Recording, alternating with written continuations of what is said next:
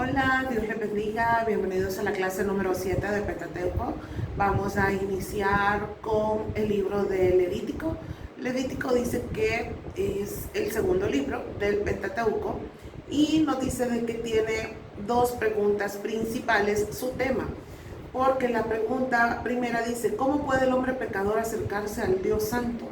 Somos pecadores, ¿cómo podemos acercarnos a Él? Y la segunda pregunta dice, ¿cómo puede mantener la pureza en su vida diaria para no perder la comunicación con Dios?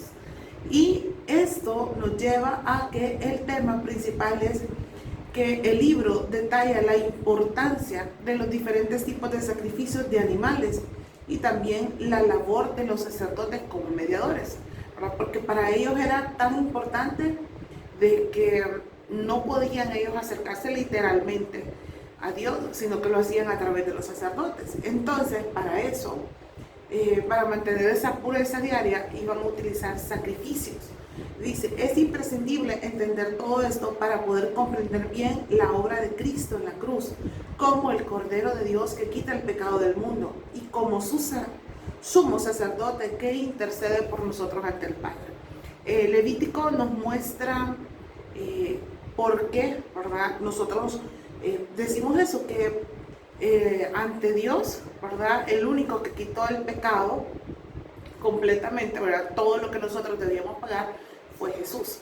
Y Levítico es un libro que nos ayuda a comprender mejor porque se hizo esa semejanza. Dice, muchos cristianos consideran este libro monótono por la gran cantidad de sacrificios, ceremonias, instrucciones, advertencias. Pero aquí aprendemos dos verdades fundamentales. Una es que el camino para llegar a Dios solo es posible a través del sacrificio y la única manera de andar y vivir con Dios es la santidad.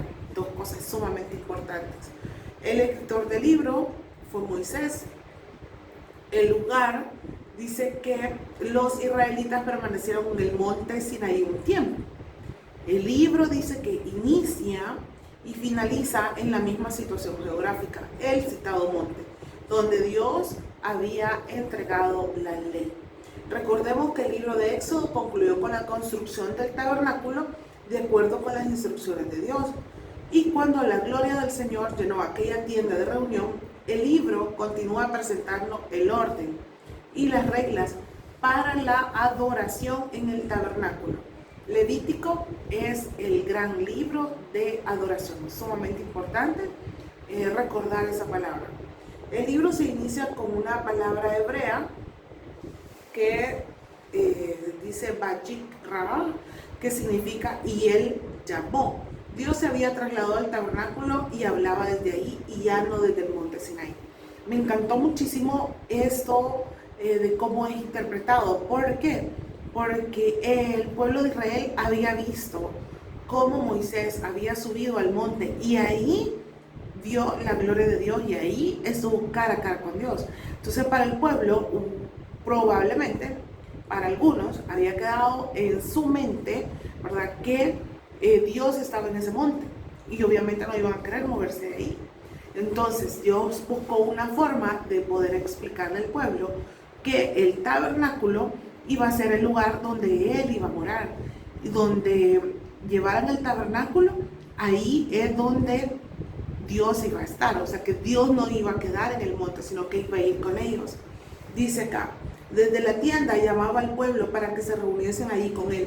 Les explicó cómo deberían de venir y vivir delante de Él.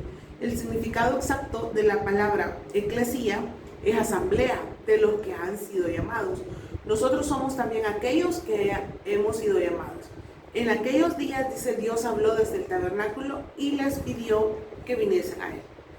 Ahora, en la actualidad, el Señor nos llama para estar con Él. En el Evangelio de Juan 10:27 nos dijo, mis ovejas oyen mi voz y yo las conozco y me siguen. Vea que este versículo explica mucho de lo que nosotros tenemos que hacer para acudir a Dios. Reconocer la voz de Dios, escucharlo y obedecerlo, seguirlo. El propósito del libro es que es un libro de adoración. El libro está lleno de sacrificios, ceremonias, rituales, liturgias, instrucciones, lavamientos, convocatorias, días santos, condiciones y advertencias. Todos aquellos ejercicios y actividades físicas fueron incluidos para enseñar verdades espirituales. El tema clave del libro es un tema sumamente fascinante, de verdad, que es la santidad del Señor.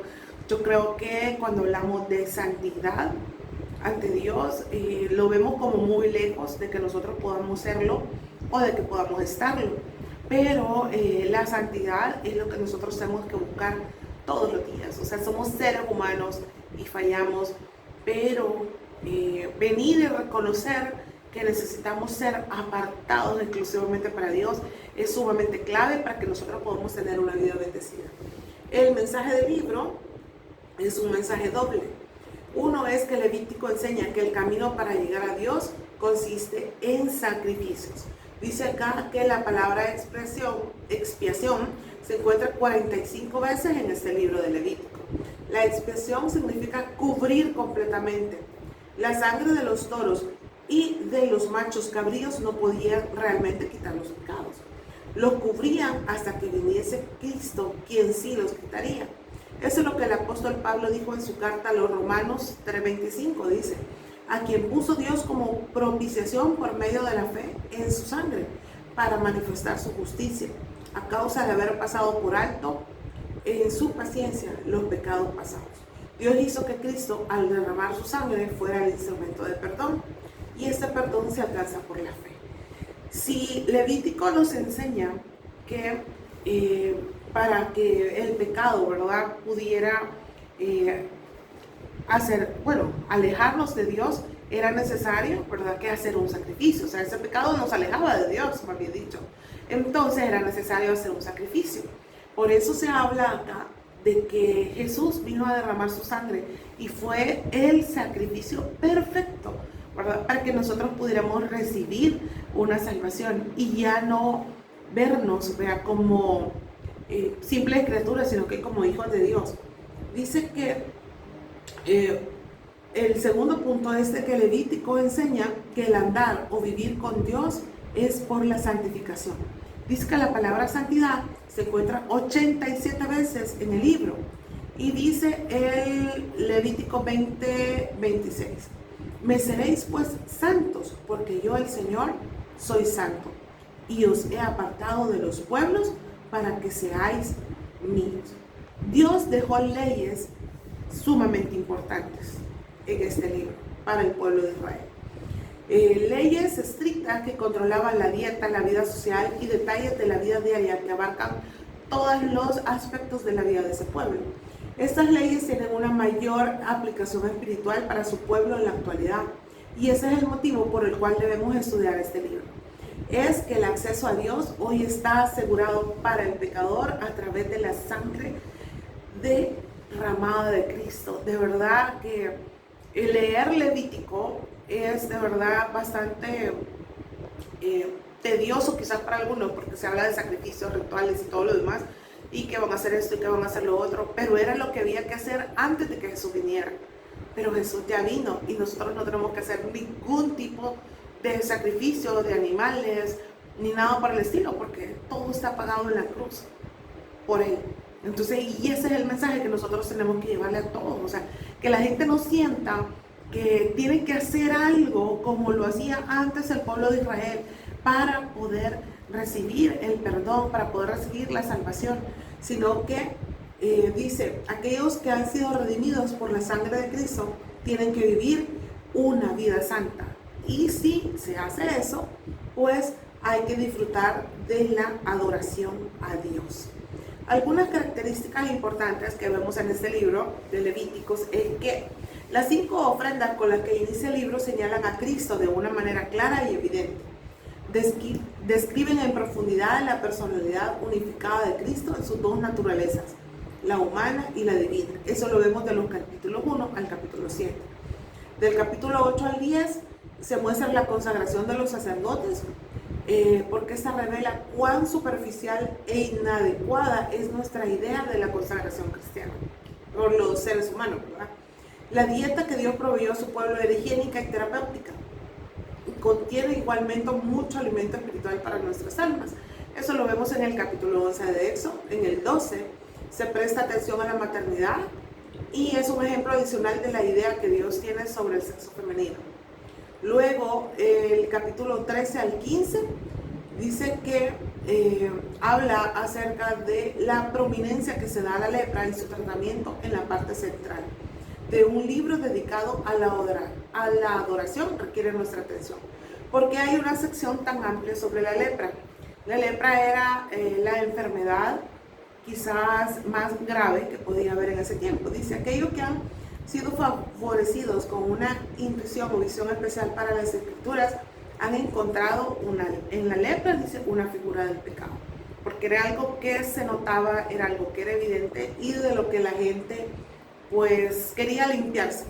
Dice, la limpieza del leproso encontró su cumplimiento en la muerte y resurrección de Cristo, tal como fue ilustrado en el insólito sacrificio de 2 pajarillos. Eso lo vemos del capítulo 13 al 15, ¿verdad? Verdaderamente, dice, si queremos evitar la contaminación del pecado de este mundo, necesitamos saber mucho sobre la muerte y la resurrección de Jesús, porque entonces eso lo vamos a poder aplicar a nuestras vidas. Se habla también del día de la expiación, la importancia del altar del holocausto. Se hace énfasis, dice en el libro, a instrucciones relacionadas con detalles aparentemente minuciosos con la vida diaria del pueblo de Dios, que revelan la intención de que la familia humana se implique en una relación con Él. Eso lo vemos de los capítulos 18 al 22. Y luego se habla de que las fiestas proporcionaban un programa profético del calendario de Dios para los tiempos. ¿Cómo o qué relación tiene Levítico ahora en día? O sea, Levítico muestra por qué razón tuvo que venir Jesús a morir por nosotros. Y además de eso, nos dice que una vez apartados para Él, nosotros tenemos que vivir en esa santidad para la cual Dios nos ha apartado a nosotros. Otras características del libro es que es un libro totalmente legislativo. Dice que solo narra 3 eventos históricos. Cuando hablamos de legislativo estamos hablando de todas las leyes. La investidura de los sacerdotes, el pecado de Nadab y Abiú y el castigo de un blasfemo. De esos, es parte de como historia, ¿verdad? Que va incluido en este libro. Fue un manual para los sacerdotes cuyas leyes fueron dadas por Dios. Dice, el término santo se encuentra 73 veces y el término sangre 87. Luego, ustedes van a tener acá en su material una estructura de algunos temas importantes. Bueno, todos los temas, la verdad, son importantes en Levítico, pero que se habla sobre las leyes, la consagración, purificación, comienzos prácticos, santo en lo moral, el carácter santo. Eso también son como temas que nosotros podemos ver en este libro. Luego eventos en santidad, donde habla de las fiestas solemnes, aceite para las lámparas, el pan de la proposición, el año del jubileo. Y luego al final, en los últimos capítulos, se habla de la obediencia. Es importante este libro porque vuelve comprensible otros libros de la Biblia. Como le digo yo, o sea, a veces quizás Levítico fue como un fundamento para poder explicar luego la muerte de Jesús. O sea, ¿por qué se dio? ¿Por qué se hizo ese sacrificio? Levítico nos lo enseña porque antes la forma de perdonar pecados era a través de esos sacrificios. Dice que encierra principios permanentemente elevados, prepara la mente humana, que es lo que yo decía, para las grandes verdades del Nuevo Testamento, y tiene 4 verdades fundamentales. Y yo considero que comprendiendo estas 4 cosas que están aquí en Levítico, pues nos va a dar a todos un panorama mejor del sacrificio que Dios hizo al mandar a Jesús a morir por nosotros. La expiación dice que es un acto por el cual se quita el pecado o la contaminación mediante sacrificio. Borrar la culpa, purificar por medio de un sacrificio. Y ese término se utiliza 89 veces en este libro. La santidad, que quiere decir en esencia separación, es decir, apartados. Luego tenemos sacrificio, presente por medio del cual el adorador expresaba su lealtad y devoción a Dios. Habían sacrificios que quizás tenían mayor dolor que otros por el pecado quizás que habían cometido. Algunos pues en realidad sí se dolían de lo que habían cometido y ofrecían sacrificio por ese pecado o por los pecados que habían cometido. El otro es la propiciación, y este término me encanta porque dice que es una remoción de la ira o aplacar la justicia divina por medio de una ofrenda. Y eso es lo que muestra el Levítico. De alguna manera, en ese tiempo Dios les estaba dando la estrategia para que ellos pudieran ser personas de verdad, sentirse libres, ¿verdad?, en su interior acerca de las cosas que ellos habían cometido. Luego tenemos aquí que del 1 al 7 hablamos de sacrificios, ¿verdad? Donde surgió esta idea de sacrificio fue instituida por Dios para ligar a la nación a Él mismo. El sistema de sacrificio les enseñaba que Dios mismo proveía el medio para expiar sus pecados y santificar su vida. Ahí ustedes van a ver una imagen. Trate de buscar una imagen, ¿verdad?, que no sea tan explícita con sacrificio, porque la verdad que en cuanto a los animales en aquel tiempo, no sé, yo creo que algunos tal vez le hemos tomado algo de cariño porque tenemos mascotas o algo así por el estilo, pero cuando yo pienso en un sacrificio de un animal o algo así por el estilo, es pensar en hacerle daño, ¿sí? Pero en aquel tiempo, pues sí, era otra historia. Estamos hablando del Medio Oriente y ahora estamos en otros tiempos, o sea, donde ya no es necesario hacer ese tipo de sacrificios.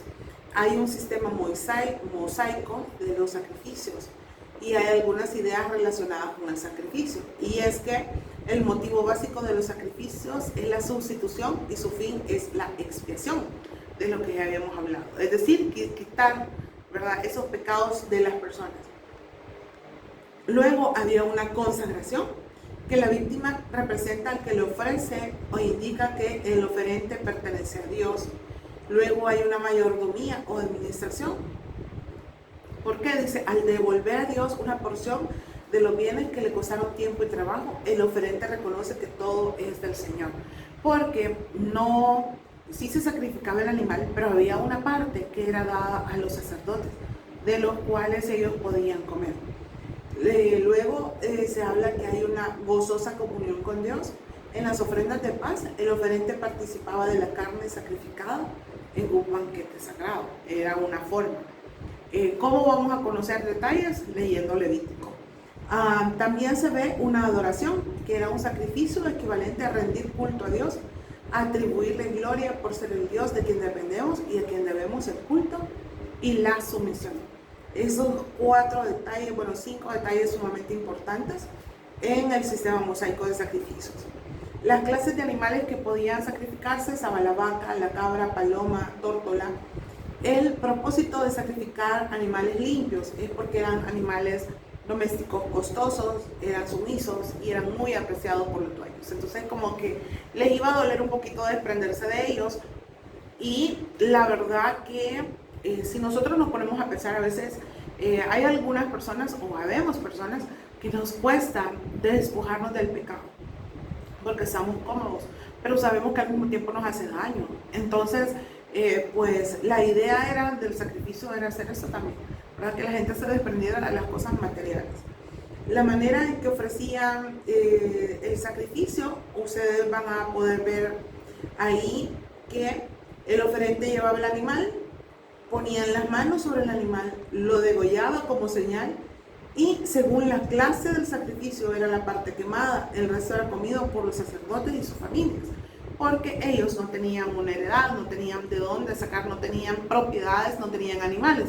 Entonces cuando venía el oferente, como dice aquí, el ofrendante, ¿verdad?, y decía, yo voy a hacer esto, voy a ofrendar esto, una parte podía quedar, depende del tipo de sacrificio que estaban haciendo para los sacerdotes. Luego vemos aquí los tipos de ofrendas. Está el holocausto, está la oblación o la ofrenda vegetal, sacrificio u ofrenda de paz, sacrificio u ofrenda por el pecado, propiciatorio y la ofrenda por transgresión. Y estaba también esta ofrenda de incienso, que esa dice que se ofrecía 2 veces al día, debía mantenerse ardiendo continuamente las especias aromáticas. Los sacerdotes tenían el privilegio de ofrecer el incienso. Se prohíbe que se ofreciera incienso extraño, es decir, nadie más que ellos podían hacerlo. Solamente le he mencionado las ofrendas para que ustedes puedan leer ahí los detalles de que incluía ese tipo de ofrenda y que me parece sumamente interesante que todos podamos conocer. Luego, si hablamos del sacerdocio, dice que Dios deseaba que Israel fuera una nación santa. Nombró a Aarón y a sus hijos para formar el sacerdocio.